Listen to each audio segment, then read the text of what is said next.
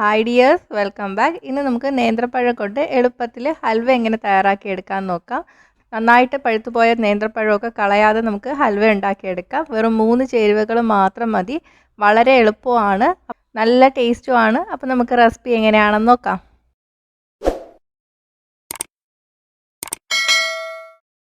അപ്പോൾ ഞാനിവിടെ 3 നന്നായിട്ട് പഴുത്ത നേന്ത്രപ്പഴമാണ് എടുത്തിരിക്കുന്നത്. അപ്പോൾ ഇത് ഏകദേശം 400 ഗ്രാം വരും കേട്ടോ. നമുക്കിത് നന്നായിട്ടൊന്ന് കഴുകിയെടുത്തിട്ട് ആവി കയറ്റിയെടുക്കാം.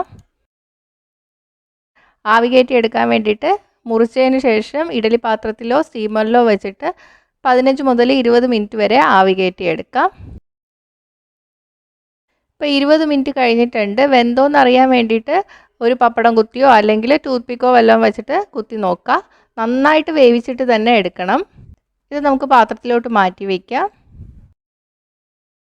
ഒന്ന് ചൂടുമാറാൻ വേണ്ടിയിട്ട് മാറ്റി വയ്ക്കാം. അപ്പോഴത്തേക്ക് നമുക്ക് ശർക്കര പാനി കാച്ചിയെടുക്കാം. അപ്പോൾ ഞാനിപ്പോൾ 2 കപ്പ് ശർക്കരയാണ് എടുത്തിരിക്കുന്നത്. ഏകദേശം 450 ഗ്രാം വരും. അപ്പോൾ ശർക്കരയ്ക്ക് പകരം നിങ്ങൾക്ക് വേണമെങ്കിൽ പഞ്ചസാര ചേർത്താൽ മതി കേട്ടോ. സെയിം അളവിൽ പഞ്ചസാര എടുത്താൽ മതി. പഞ്ചസാരയുടെ ശർക്കരയുടെ ഒക്കെ അളവ് നിങ്ങളുടെ ടേസ്റ്റിനനുസരിച്ചിട്ട് വ്യത്യാസം വരുത്താം. അപ്പോൾ ഹൽവയ്ക്കൊക്കെ നല്ല മധുരം ഉള്ളതാണ് ടേസ്റ്റ്. കറുത്ത ശർക്കര എടുത്താൽ ഹൽവയ്ക്ക് നല്ല കളർ കിട്ടും കേട്ടോ.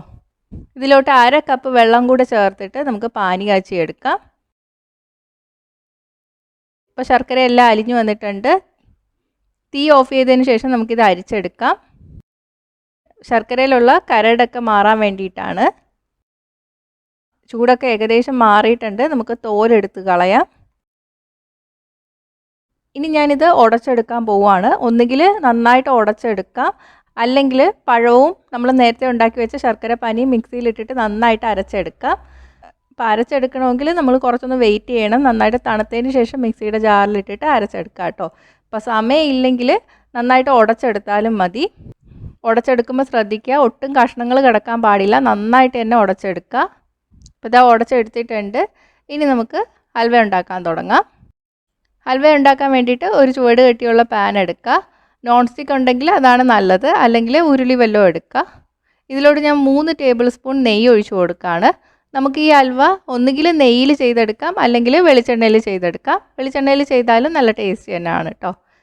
തീ ഇപ്പം മീഡിയത്തിലാണ് വെച്ചിരിക്കുന്നത്. നെയ്യ് ചൂടായി വരുമ്പോഴേക്ക് നമുക്ക് ഇതിലോട്ട് അണ്ടിപ്പരിപ്പ് ചേർത്ത് കൊടുക്കാം. ഞാനിപ്പോൾ 2 ടേബിൾ സ്പൂൺ അണ്ടിപ്പരിപ്പാണ് എടുത്തിരിക്കുന്നത്. അണ്ടിപ്പരിപ്പ് ഒന്ന് നിറം മാറി വരണം.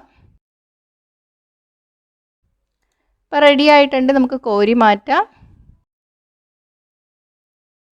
ഇനി ഇതിലോട്ട് നമുക്ക് ഉടച്ചു വെച്ചിരിക്കുന്ന പഴം ചേർത്ത് കൊടുക്കാം. ശർക്കര പാനി നന്നായിട്ട് മിക്സ് ചെയ്ത് കൊടുക്കുക.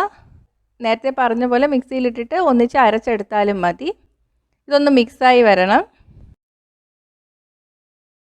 അപ്പോൾ ഇതാ മിക്സായി വന്നിട്ടുണ്ട്. ഒട്ടും കഷ്ണം പോലെ കിടക്കാൻ പാടില്ല കേട്ടോ. ഇപ്പോൾ ഏകദേശം 10 മിനിറ്റ് കഴിഞ്ഞിട്ടുണ്ട്. നമുക്ക് ഇതിലോട്ട് 1 ടേബിൾ സ്പൂൺ നെയ്യ് കൂടി ചേർത്ത് കൊടുക്കാം. ഇങ്ങനെ ഓരോ 10 മിനിറ്റ് കഴിയുമ്പോഴും നമ്മൾ നെയ്യ് ചേർത്ത് കൊടുക്കണം. തീ ഞാനിപ്പോൾ സിമ്മിൻ്റെ മീഡിയത്തിൻ്റെ ഇടയ്ക്കാണ് ഇട്ടിരിക്കുന്നത്. നന്നായിട്ട് ഇളക്കി കൊടുക്കുക. നെയ്യ് തെളിഞ്ഞു വരുന്നവരെ നമ്മളിത് ചെയ്തുകൊണ്ടേയിരിക്കണം. 10 മിനിറ്റ് കൂടെ കഴിഞ്ഞിട്ടുണ്ട്. 1 ടേബിൾ സ്പൂൺ നെയ്യ് കൂടി ചേർത്തു. ഞാൻ ഏകദേശം 5 ടേബിൾ സ്പൂണോളം നെയ്യ് ചേർത്ത് കൊടുത്തിട്ടുണ്ട്. നെയ്യ് തെളിഞ്ഞു വരാൻ തുടങ്ങിയ ഉടനെ തന്നെ നമ്മൾ തീ ഓഫ് ചെയ്യണം കേട്ടോ. കൂടുതൽ നമ്മൾ വരട്ടണ്ട, എന്നാൽ ഹൽവ കട്ടിയായി പോവും. നെയ്യ് തെളിഞ്ഞു വരാൻ തുടങ്ങിയിട്ടുണ്ട്. ഞാൻ തീ ഓഫ് ചെയ്യുകയാണ്.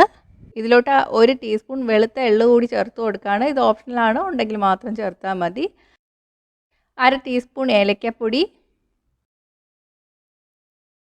വറുത്ത് വെച്ചിരിക്കുന്ന അണ്ടിപ്പരിപ്പ് നന്നായിട്ട് ഇളക്കി കൊടുക്കുക. ഇനി നമുക്കിത് സെറ്റ് ചെയ്യേണ്ട പാത്രത്തിലോട്ട് മാറ്റാം. മോൾ ഭാഗം ഷേപ്പ് ചെയ്ത് കൊടുക്കുക. ഇനി ഇത് ചൂടുമാറാൻ വേണ്ടിയിട്ട് വയ്ക്കാം. 2-3 മണിക്കൂറൊക്കെ എടുക്കും നന്നായിട്ട് ചൂടുമാറി വരാൻ വേണ്ടിയിട്ട്. ഇപ്പോൾ ചൂടുമാറി വന്നിട്ടുണ്ട്. ഇനി നമുക്കിത് പാത്രത്തിലോട്ട് മാറ്റാം. നല്ല ടേസ്റ്റി ആയിട്ടുള്ള പഴ ഹൽവ റെഡി ആയിട്ടുണ്ട്. ഒന്ന് ട്രൈ ചെയ്ത് നോക്കുക. ട്രൈ ചെയ്തിട്ട് നിങ്ങളുടെ അഭിപ്രായങ്ങൾ കമൻറ്റ് ചെയ്യുക. ഇഷ്ടമെങ്കിൽ ലൈക്കും ഷെയറും ചെയ്യുക. ഇഷ്ടപ്പെട്ടില്ലെങ്കിൽ ഡിസ്ലൈക്കും ചെയ്യുക. കൂടുതൽ റെസിപ്പികൾക്കായിട്ട് ചാനൽ ഇതുവരെ സബ്സ്ക്രൈബ് ചെയ്യാത്തവർ സബ്സ്ക്രൈബ് ചെയ്യാനും മറക്കല്ലേ.